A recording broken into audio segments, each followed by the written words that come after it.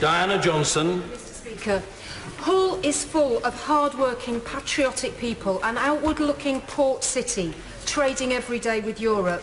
And in 2016, we voted to leave the EU by over 60%, and that was for many different reasons. But the one I heard the most was that feeling that our country could do better outside the EU, taking back control of immigration and much else.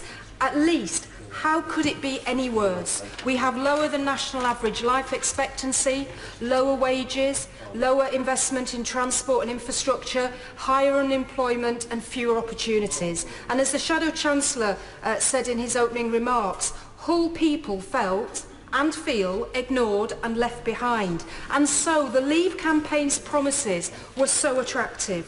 Why not vote for £350 million a week extra for our NHS, or the promised billions for our ailing railways, or a renewed fishing industry?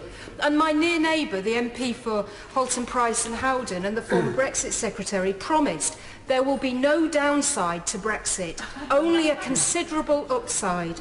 However, having a simplistic binary choice in the referendum for determining our relationship with a complicated and complex set of institutions has resulted in confusion. Although my constituents voted to leave the EU, there is little clarity on exactly what they voted for, but all of them voted on the basis that they would be better off and their families would be better off. So as a Democrat, I voted to trigger Article 50. However, the preparations made to leave the EU, or the lack of them, and the conduct of the negotiations have been wholly the responsibility of the government.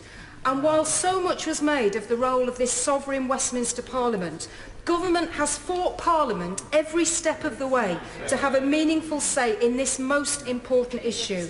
And the Prime Minister has boxed this country and herself in by a rigid timetable and red lines on the single market and customs union.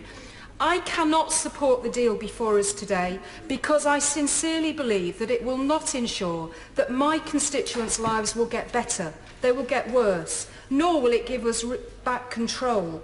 The vast majority of Hull North voters who've contacted me about the Brexit deal want me to vote against it, including most Leave voters. A decade after the global banking crisis and the years of resulting austerity, we now face the real danger of destabilising our economy for years to come. The promises made to my constituent about how straightforward it was going to be have not lived up to the reality, and the government has spent largely the last 2 years negotiating with itself. And the Prime Minister describes the political declaration as a set of instructions for those negotiating after we leave. Surely the weakest position to be in to negotiate from. So specifically, there's no agreement on frictionless trade, vital to a port like Hull. The promised fishing deal hasn't been done. On security, there's no agreement after 2020 to be part of the European arrest warrant or access to the EU criminal databases. There are concerns from pharmaceutical companies about access to drugs. There are concerns for UK students about studying in Europe. There's concerns about visa-free travel. There's concerns for university and NHS recruitment and access to research. We are being sold a pig in a poke. Corrosive uncertainty will go on for years. We won't be better off. We have more years of negotiating deals and, under this agreement, taking rules from the EU. So rather than being boxed in, Parliament now needs to look at all the options. We have stood alone as a country before, but our country has survived and thrived by building alliances around the world, and this deal does not do that. Thank you. Sir Hugo.